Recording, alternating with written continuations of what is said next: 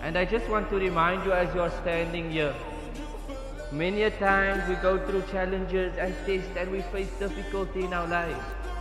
And it gives us some type of feeling. But I want to remind you as you are standing here this evening that you are special to Allah. You are valuable by Allah.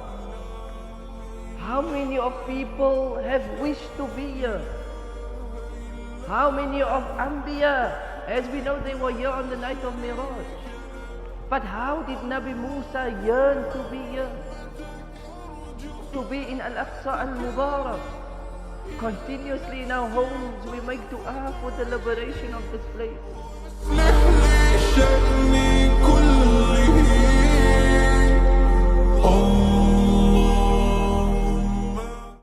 حي على الصلاة